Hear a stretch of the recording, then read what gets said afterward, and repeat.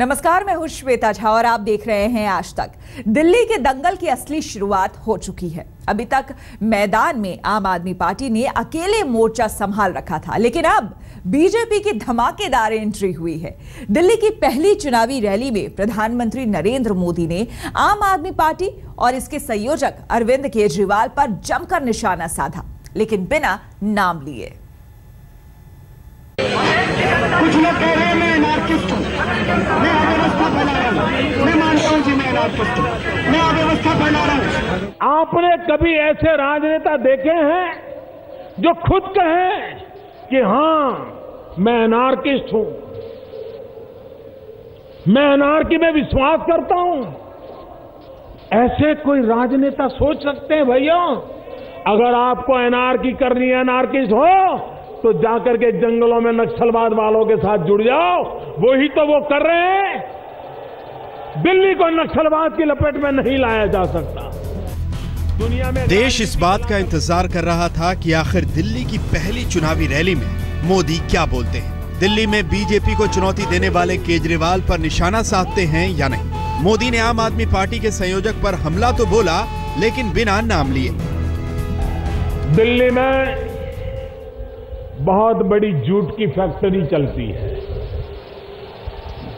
अभी अमित भाई बता रहे थे कि कुछ लोग झूठ में ऐसे माहिर हैं कि उनको हम कभी पराजित नहीं कर सकते। भाइयों बहनों, जो झूठ बोलते हैं उनको जनता ही पराजित कर देती है।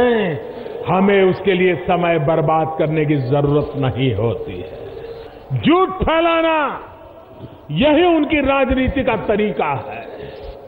और इसलिए मेरे भाइयों बहनों, अगर कुछ कहना है, जरूरी लगता है, तो मोदी कभी पीठ में छुरा भौंकने वाला इंसान नहीं है। अगर आपके मोदी ने दिल्ली की जनता को कहा, झूठ फैलाने वालों पर भरोसा मत करना, और फिर आगे बढ़े। लेकिन केजरीवाल पर निशाना जारी रखा। इस बार हमले का हथौड़ा जोरदार था। केजरीवाल अक्सर खुद को अराजक कहते हैं। कुछ लोग कह रहे हैं मैं अनार्किस्ट हूँ, मैं अव्यवस्था फैला रहा हूँ। मैं मानता हूँ जी मैं अनार्किस्ट हूँ, मैं अव्यवस्था फैला रहा हूँ। रामलीला मैदान से मोदी ने केजरीवाल के अराजक होने के दावे पर सवाल खड़े किए। आपने कभी ऐसे राजनेता देखे हैं जो खुद कहें कि हाँ मैं अनार्किस्ट हूं, मैं अनार्की में विश्वास करता हूं? ऐसे कोई राजनेता सोच सकते हैं भैया? अगर आपको अनार्की करनी है, अनार्किस्ट हो तो जाकर के जंगलों में नक्सलवाद वालों के साथ जुड़ जाओ। वही तो वो कर रहे हैं। दिल्ली को नक्सलवाद की लपेट में नहीं लाया जा सकता। बात यहीं खत्म नहीं हुई। रामलीला मैदान से मोदी ने केजरीवाल के धरना प्रदर्शन की सियासत पर भी जमकर हल्ला बोला। कुछ लोगों की कुछ काम में मास्टरी होती है। जिसकी जिसमें मास्टरी हो वो ही काम उनको देना चाहिए। मुझे बताइए, जिसको गाड़ी चलाना आता है उसको खाना पकाना दे सकते हैं क्या? दे सकते हैं क्या? गाड़ी चलाने वाले को गाड़ी का काम दिया तो अच्छा करेगा ना। इसलिए जिनको फुटपाथ पर बैठ करके रास्ते रोकने में अच्छा ही मास्टरी है, धरने करने की मास्टरी है, आए दिन आंदोलन करने की मास्टरी है, उनको वो काम दीजिए। हमारी मास्टरी अच्छी सरकार चलाने में है, हमें वो काम दीजिए। और इसलिए भाइयों बहनों, सही व्यक्ति को सही काम देना, ये दिल्ली के लोगों की बुद्धि तेज है और अच्छा काम करेगी, ऐसा मुझे विश्वास है। दिल्ली के रामलीला मैदान से जब आज नरेंद्र मोदी ने महारैली के साथ ही दिल्ली के चुनाव के लिए शंखनाद का आगाज किया तो उन्होंने एक के बाद एक सरकार की तमाम कामयाबियां गिनाई। अगर 4 राज्यों में जीत को भी यहां पर मुद्दा बनाया तो दूसरी तरफ दिल्ली में झूठ बोलने वालों पर खास तौर पर कटाक्ष करते नजर आए। आखिर में मोदी ने दिल्ली के लोगों से सही व्यक्ति को सही काम सौंपने की अपील की। अंजना कश्यप और रीमा पराशर के साथ अशोक सिंघल, दिल्ली आज तक। चुनावी दंगल है, लिहाजा जब मोदी ने बिना नाम लिए हमला बोला तो केजरीवाल भला कैसे चुप रहते। उन्होंने भी जवाब दिया। उन्होंने मुझे झूठा बोला, उन्होंने मुझे एनार्किस्ट बोला, उन्होंने मुझे भगौड़ा बोला, उन्होंने मुझे धरना करने वाला बोला, काफी कुछ बोला उन्होंने मुझे। हमने कभी भी इस किस्म की व्यक्तिगत गाली गलौज और भला बुरा बोलने वाली राजनीति नहीं की। हमने हमेशा पॉजिटिव मुद्दों की राजनीति हम लोगों ने की है। अगर कोई व्यक्ति कोई भ्रष्टाचार करता है तो हम भ्रष्टाचार का मुद्दा उठाते हैं, उस आदमी की पर्सनालिटी के ऊपर हम कभी भी कमेंट नहीं करते। तो जो कुछ हम लोगों ने नेगेटिव मेरे बारे में बोला उसके ऊपर मैं कोई टिप्पणी नहीं करना चाहूंगा। केजरीवाल ने मोदी के हमलों का जवाब दिया तो बीजेपी ने भी केजरीवाल को जवाब दे दिया। देखिए, जिस प्रकार से अभी एक नर्वसनेस का प्रेस कॉन्फ्रेंस किया है आम आदमी पार्टी ने, इससे स्पष्ट होता है कि आम आदमी पार्टी गुरिल्ला टैक्टिक्स में विश्वास रखती है। वो राजनीति में गुरिल्ला टैक्टिक्स अपनाती रही है, अभी भी वही कर रही है।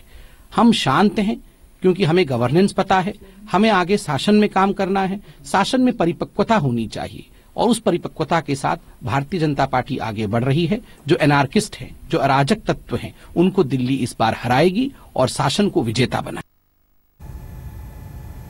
रैली चुनावी थी, लिहाजा रामलीला मैदान में नरेंद्र मोदी के दावे भी थे और वादे भी थे। उन्होंने सस्ती बिजली की बात नहीं की, लेकिन 24 घंटे बिजली देने का वादा जरूर किया। साथ ही उन्होंने 2022 तक दिल्ली की झुग्गियों में रहने वाले लोगों के लिए पक्के मकान का वादा भी किया। 24 घंटे बिजली देने का मेरा वादा है भाइयों बहनों, 24 घंटे बिजली। और ये संभव है, ये संभव है। रामलीला मैदान में हजारों का हुजूम जमा था। लोग बड़े गौर से सुन रहे थे कि दिल्ली के लिए प्रधानमंत्री क्या ऐलान करते हैं। मोदी ने बात बिजली से शुरू की, कहा सस्ता महंगा का चक्कर छोड़िए, दिल्ली को 24 घंटे बिजली मिलेगी। 24 घंटे बिजली देने का मेरा वादा है भाइयों बहनों, 24 घंटे बिजली। और ये संभव है, ये संभव है। 24 घंटे बिजली की आपूर्ति के बाद मोदी ने लोगों से वादा किया कि एक वक्त आएगा जब मोबाइल कंपनियों की तरह दिल्ली वाले अपने पसंद से बिजली कंपनियां बदल सकेंगे। जैसे मोबाइल फोन में आप आराम से अपना सर्विस प्रोवाइडर चुन सकते हो, सस्ते से सस्ता फोन का चार्ज करने वाला फोन का कनेक्शन ले सकते हो, उसी प्रकार से दिल्ली में हम ये योजना करने वाले हैं कि अगर मान लीजिए 10 कंपनियां यहां बिजली बेच रही हैं और अगर आप चाहते हो कि हमें इससे बिजली नहीं लेनी है, वो सस्ती देता है, हम उससे लेनी है, तो आप ले सकते हैं। व्यवस्था हम करने वाले हैं। दिल्ली के लिए बिजली बड़ा मुद्दा है। बिजली के बिल आधे करने के वादों पर सवार होकर केजरीवाल पिछले चुनाव में सत्ता तक पहुंच गए थे। लिहाजा मोदी ने दिल्ली को सस्ती बिजली के सपने भी दिखाए, लेकिन शर्त ये रख दी कि सरकारी बल्ब का इस्तेमाल जरूरी है। जिस टेक्नोलॉजी को लेकर के हम लगे हैं, अभी हमारे पीयूष जी ने आपको विस्तार से बताया होगा, अगर आपके घर में 2 बल्ब है, 2 बल्ब, मैं बड़ों लोगों की बात नहीं करता हूं, गरीब के घर में 2 बल्ब हो और अगर जो सरकार बल्ब देने वाली हो लगा दोगे तो साल का 300 रुपया बिजली का बिल वैसे ही कम हो जाने वाला। बात दिल्ली के गरीबों तक पहुंची। मोदी ने कहा 2022 तक दिल्ली में कोई झुग्गी झोपड़ी नहीं रहेगी, बल्कि सरकार सबके लिए पक्का मकान मुहैया कराएगी। मेरा एक सपना है 2022 जब भारत की आजादी के 75 साल होंगे, तब हमारे यहां दिल्ली में हर झुग्गी झोपड़ी वाले को अपना पक्का घर हो, ये सपना मैं पूरा करना चाहता हूं। बात भ्रष्टाचार की भी चली। मोदी ने कहा दिल्ली में भ्रष्टाचार दूर करने का सपना जरूर पूरा होगा। भ्रष्टाचार से मुक्ति का अभियान मैं जहां बैठता हूं वहीं से शुरू किया है और धीरे धीरे ये गली मोहल्ले तक लाने वाला हूं। आपको रोजमर्रा की जिंदगी में जो लोग परेशान करते हैं, कोई 5 रुपया मांग लेते हैं, कोई 10 रुपया मांग लेते हैं, कोई ऑटो रिक्शा वाले से लूट लेते हैं, चलता है ना। मुझ पे भरोसा कीजिए, मैंने ऊपर से शुरू किया है, नीचे भी करके रहूंगा। ये सफाई मैं करके रहूंगा भाइयों बहनों, इसलिए मैं आपसे वादा करने आया। मोदी ने रामलीला मैदान में लोगों को ये बताया कि रिटायरमेंट की उम्र घटाकर 58 साल करने का सरकार का कोई इरादा नहीं है। एक ऐसा झूठ चलाया गया दिल्ली में और बड़ी चतुराई से चलाया गया। ये चलाया गया कि दिल्ली में भाजपा की सरकार बनेगी तो सरकारी मुलाजिमों की रिटायरमेंट की उम्र 58 वर्ष कर दी जाएगी। ये किसके दिमाग में से पैदा होता है भाइयों? ये झूठ कौन फैला रहा है? लोगों को उम्मीदें थी, इंतजार था कि प्रधानमंत्री नरेंद्र मोदी दिल्ली को कुछ बड़ी सौगात जरूर देंगे। हालांकि मोदी ने दिल्ली के अहम मुद्दों को लेकर घोषणाएं तो जरूर की, लेकिन उनका असर तत्काल नहीं दिखाई देगा। प्रमिला दीक्षित, विवेक शुक्ला, रवीश पाल सिंह के साथ हिमांशु। मोदी की रैली में लोगों का उत्साह देखने लायक था। बीजेपी की तैयारी भी जबरदस्त थी। रामलीला मैदान में हर तरफ मोदी थे, पोस्टरों में भी और नारों में भी। हजारों की संख्या में लोग मोदी की रैली में इकट्ठा हुए। बीजेपी ने दिल्ली में खूब धमक दिखाया।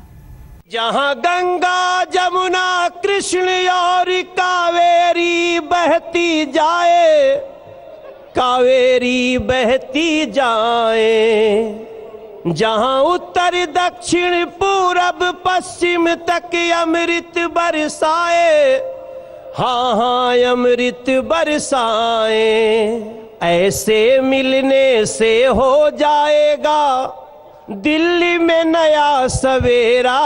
ये भारत देश है मेरा, ये भारत देश है मेरा।